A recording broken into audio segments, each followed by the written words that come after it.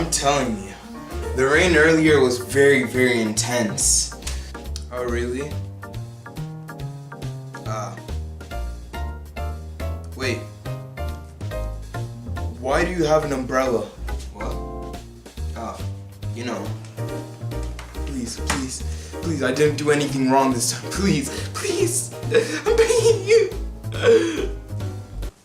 I didn't expect a sequel to this game this early. Similar to Mario Maker 2, Splatoon 2 came out in a short amount of time. 2 years is all it took to make whatever is new. But the improvements to this game is really amazing. Too bad the last Splatfest just happened recently. Splatoon 2 takes place 2 years after the events of Splatoon 1. That means there are new idols for this game, and they are Pearl and Marina. Their duo name is off the hook, and if I'm being honest, they're okay. I mean, since the game did have DLC, that did give them a little more character than Callie and Marie. But I'll talk about DLC some other time. This time around, the game's hub is Inkopolis Square, which does look significantly different from Inkopolis Plaza. I didn't even realize they were different until I did my last video. I kind of prefer Inkopolis Plaza better, but everything is around the same position as the last game. Multiplayer in front of you, shops in one side, single player in sewers. You get the point. But hey, at least now Marie is in the hub. Since Miiverse doesn't exist on the Switch, Splatoon 2 made a new way of making art appear in-game. That's really cool, and I can really appreciate what they were going for. If it wasn't for this, Mario Maker 2 wouldn't probably have its Miiverse copy. Just like the last game, there's an arcade, but this time it's more of a rhythm game. This is one way to listen to the game's music, but with Amiibo, you can listen to old songs. That's right, even my favorite song, Sucker Punch, came back. Too bad I don't own any Amiibo. Someday, I'll get you. The story mode changed, with Callie being the guide and you being the fourth agent. Just like the last game, the Zapfish has been stolen from the plaza.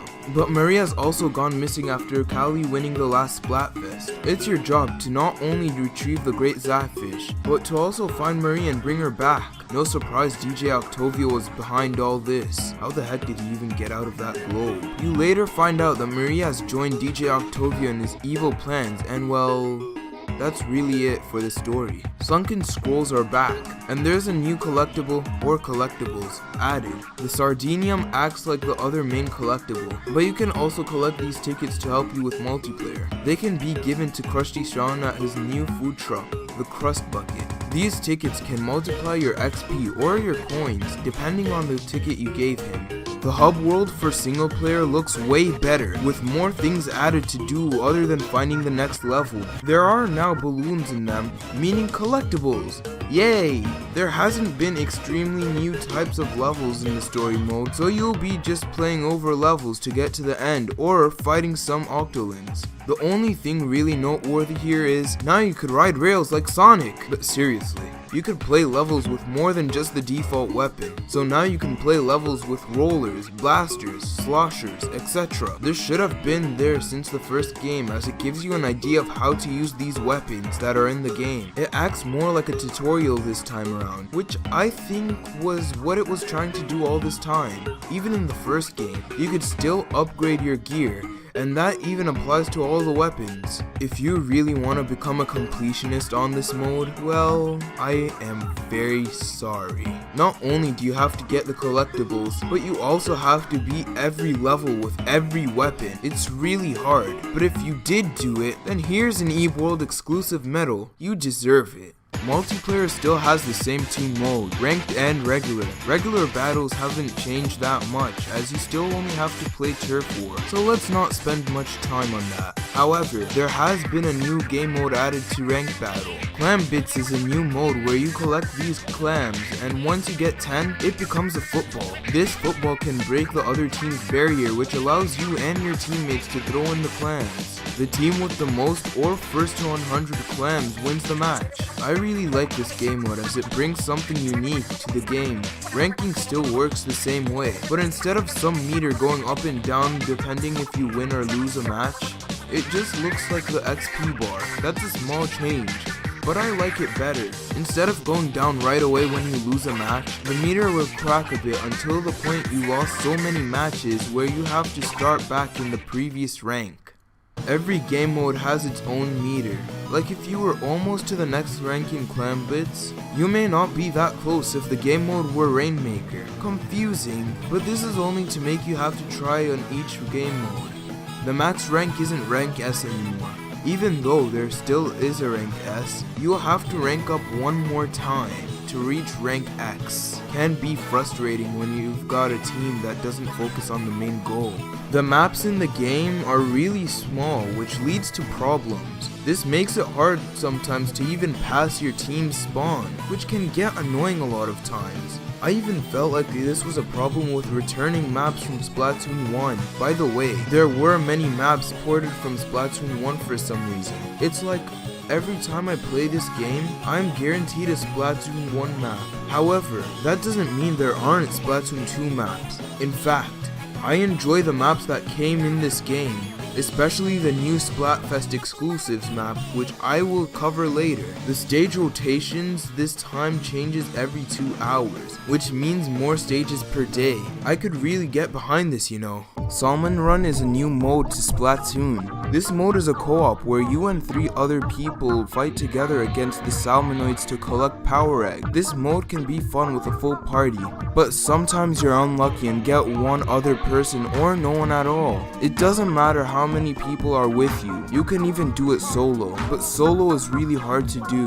You get a different weapon every wave, so you should learn how to play with every weapon. Boss Salmanoids have a different way of defeating them.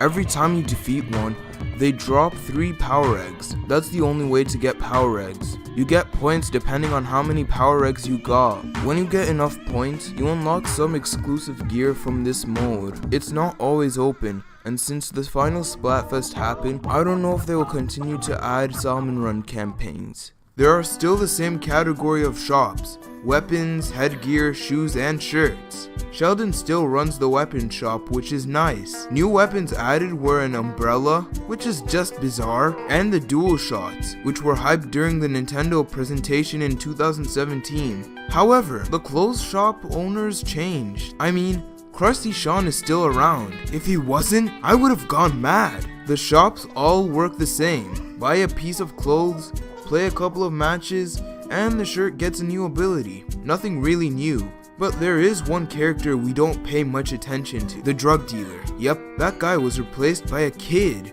who looks up to him. He's still there sipping coffee, but I think Merch does a better job than Spike.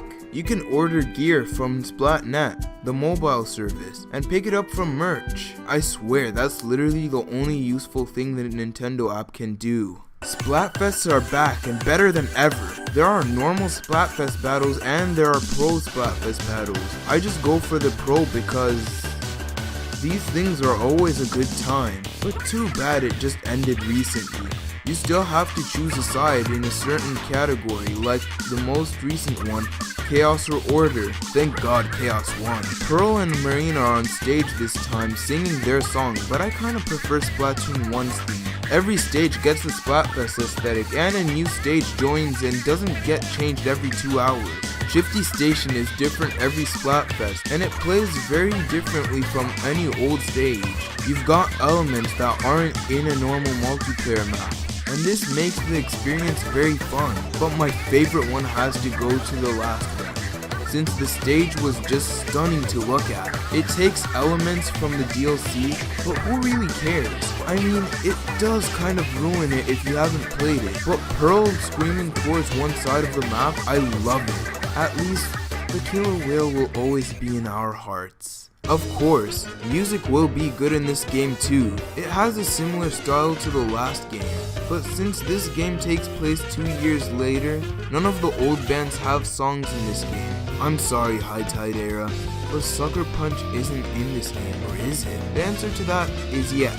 but not in the best way. It isn't a track when you play a multiplayer match, but it is in the new minigame installed in the plaza. In this game, Ink Theory is my favorite band, making songs like Riptide, Rupture, and Broken Coral. They're both so good to play with in multiplayer. I really do hope in future games old bands will make songs like Off the Hook, Squid Sisters, and others. Wow, I can't believe another Splatoon is over. Just 3 years ago, the last Splatfest happened in the first Splatoon. All I can say is this game is beautiful.